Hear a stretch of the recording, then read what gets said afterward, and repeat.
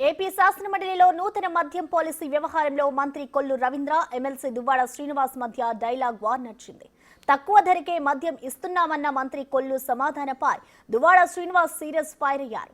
గత ప్రభుత్వం కంటే మద్యం షాపులు పెంచారని ఆరోపించారు. టెండర్లలో కమిషన్ల కోసం పట్టుబట్టారని చెప్పారు.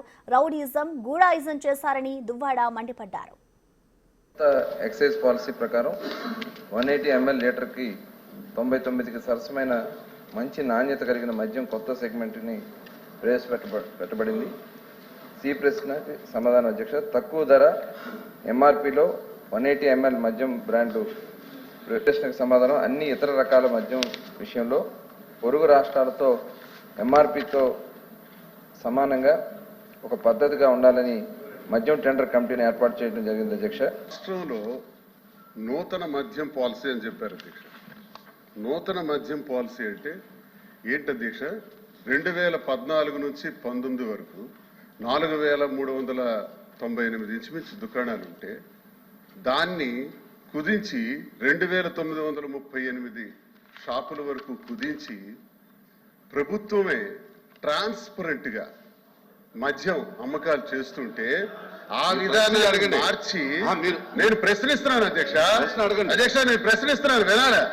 ఆ విధానాన్ని మార్చి మళ్ళీ 3338 షాపులు అంటే 467 షాపులు పెంచి ఈరోజు మీరు టెండర్స్ ఇచ్చారు. టెండర్స్ ఇచ్చే విధానంలో భయంకరంగా రౌడీజం జరిగింది అధ్యక్ష, గూండాయిజం జరిగింది.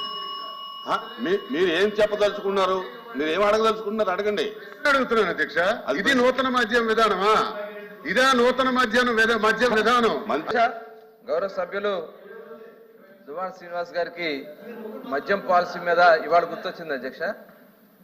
2019-24 మధ్యలో అధ్యక్ష ఈ మద్యాన్ని వాళ్ళ సొంత జాగీర్లాగా వాడుకున్నారు అధ్యక్ష.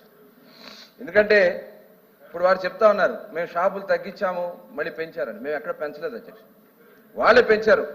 తగ్గించినాడు తగ్గించి 2934 తగ్గించామని తగ్గించి మళ్ళీ 3396 షాపులు పెంచింది వాళ్ళ కాదా అధ్యక్ష?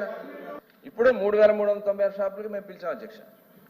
యాక్చువల్గా 10% మేము ఎవరైతే కళ్ళు గీత సోదరులు ఉంటారో వాళ్ళకి 10% షాపులు ఇవ్వడం తప్ప అధ్యక్ష?